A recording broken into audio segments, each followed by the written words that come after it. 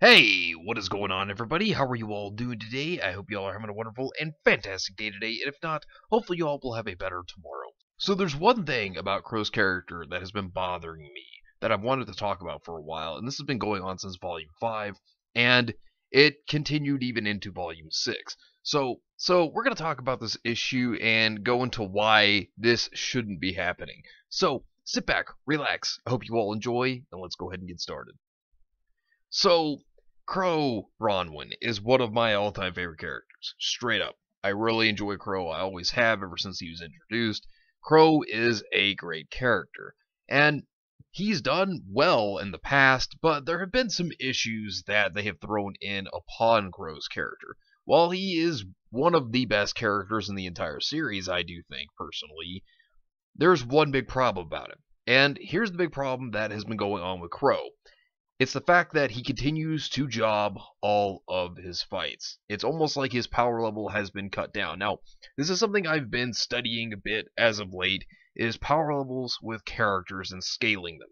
And with Qrow, if you go back over several of the past fights that he's been in, whenever you see his introduction, he did great, and we're going to go into that.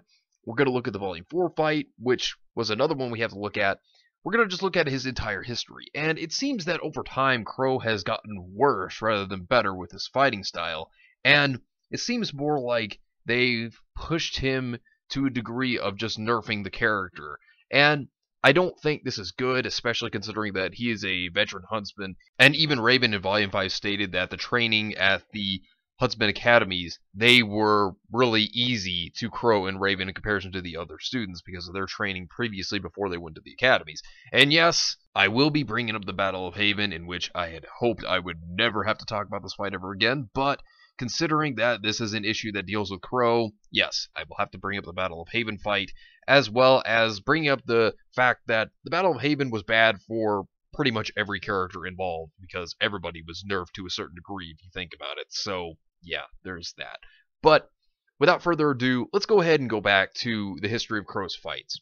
So we start off with Winter and Qrow. Now remember, when Qrow was introduced, he was drunk. So he had been drinking that day, and when he fights off against Winter, remember, he has speed and power that was top notch. He was able to be on par with Winter while he was drunk.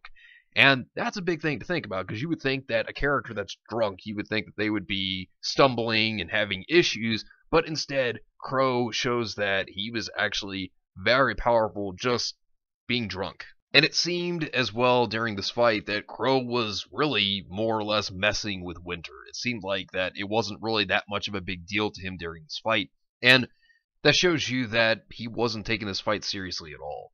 So just within the first fight alone, Qrow himself showed how skilled he actually was. Even though he wasn't taking the fight seriously, he was still going on par with Winter, showing that the skill and power he displayed here was very top-notch and much higher tiered in comparison to some of the other fights we've seen in the past. And this showcased the power of veteran huntsmen, in which we didn't really get to see very much of until Volume 2, really, with Oobleck and Port. So seeing two more veteran huntsmen like Qrow and Winter, this was very good for us to get to witness and see the power scaling here in comparison to the main cast. Now, the next character we need to look at is Tyrion. So when Tyrion comes in, he is handling Team Ranger very well. And if you also look at it, you have Nora, who had an electrical boost, you had RWBY using her own semblance, and Tyrion was keeping up with them. So he wasn't having so much of a problem at all within this fight, showing how high tier of a character that Tyrion actually is. Now, when I mean high tier, I don't mean that he's the strongest character or anything, or the strongest of all time. I'm just saying that Tyrion is up there in levels in comparison to some other characters that we've seen. Like Team Ranger, for example, he's stronger than they are. Just putting that out there. But looking at the way that he was able to handle them, they would not have been able to win if it were not for Qrow coming in and intruding into the fight to try to protect RWBY and the others. So, if it had not been for Qrow, yes, Tyrion would have won and he would have kidnapped RWBY just like Salem had planned. But we have Qrow step in. Now, looking at this fight, in my opinion, this fight with Qrow and Tyrion, I think was the best fight in Volume 4, but looking at the levels of power here yet again. So, we know that Qrow, for example, he shows how powerful he is in this fight because he starts to take things more seriously this time.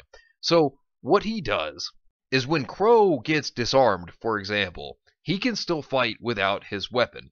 Most cases we've seen characters have to fight with their weapons, or they're not as good. I mean, there are some cases where we've seen characters being able to fight without their weapons, but Qrow himself, he goes hand to hand with Tyrion, taking him on, and it's not like he was just punching him and it didn't seem like it was very good at all. As a matter of fact, he makes a kick into Tyrion and he goes flying.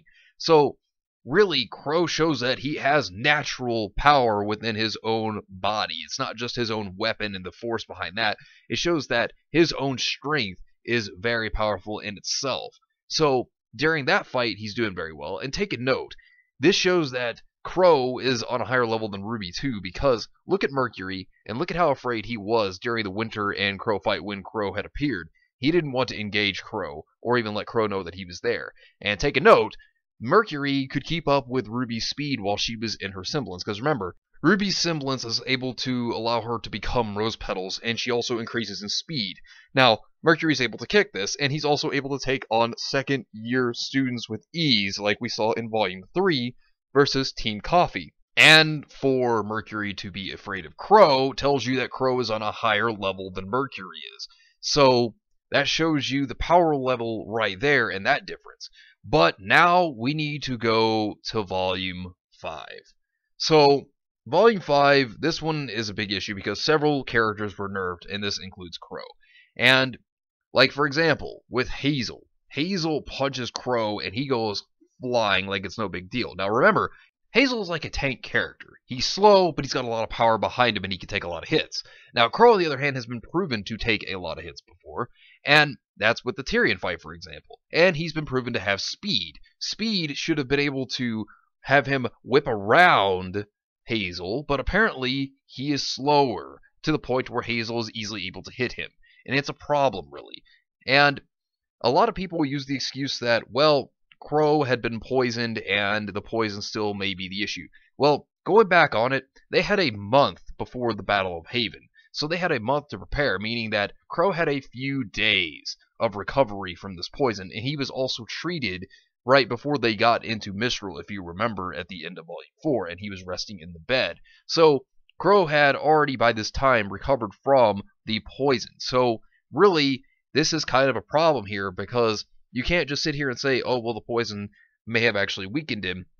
But I don't think this is the case, especially considering that Qrow is so durable that he had alcohol in his system and he was also poisoned, and yet you would think that would go through his bloodstream a lot faster, but apparently he was still able to survive that. So I don't think that the poison is actually the case here, and I don't think that that's really something to say that this is the issue in his power.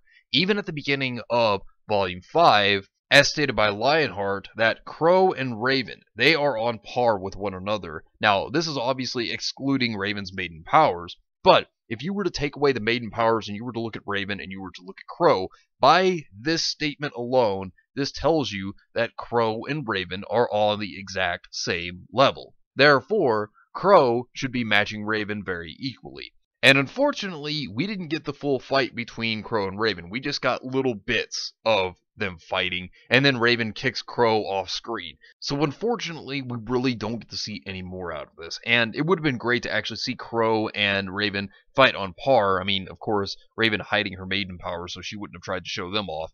But that's the big deal here, is that we don't get to see this, and then Qrow just gets completely nerfed throughout the rest of the volume, and it's very unfortunate for his character. But then, the next problem stems within the very first chapter of Volume 6. And Qrow seems like he has been nerfed to the level of RWBY's group. And that's not right, because Qrow has proven that he is much stronger than everyone else around here, and there really hasn't been any training from the characters to really say, hey look, they're on the same level as Qrow. And whenever we see Qrow having issues with the Sphinx Grim, I don't really feel like that's very accurate either, because Qrow should be at least handling himself better than he was. I mean, a fireball hitting him and he gets flown back. I mean, I don't think that would have happened. I think he would have been able to just dodge that, just kind of jump out of the way, run over to the Sphinx and attack it again. You see, these are the problems that I think really were held here in this situation. I think that this could have been better, and at this point, it just seems like they continue to just let Qrow job his fights rather than allow Qrow to be at the full power we've seen him be previously. So I think that Qrow could have been really more at the power level that he used to be. I mean, if you think about it, he had stayed for months watching over Team Ranger, and he had killed Grim, and they were even surprised that they had not seen Grim on the way there. So that tells you that Qrow is able to take on Grim, and that he's not having an issue with that. And so, who knows what other Grim that he had also taken on along the way. And we don't really know, but we could imagine that there could have been Grim that were on the level of the Sphinx that he could have saved Team Ranger from on their way to Mistral. But we don't know.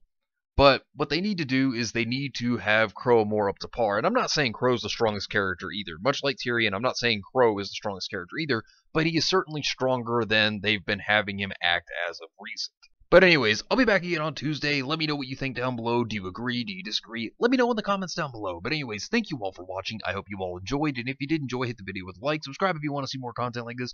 And share this with your friends if you found this informative or useful. Well, anyways, I hope you all have yourselves a wonderful and fantastic day today. And remember, if today was not a good day, tomorrow could always be better. Take care of yourselves and everyone around you. And have yourselves a good one out there, everybody.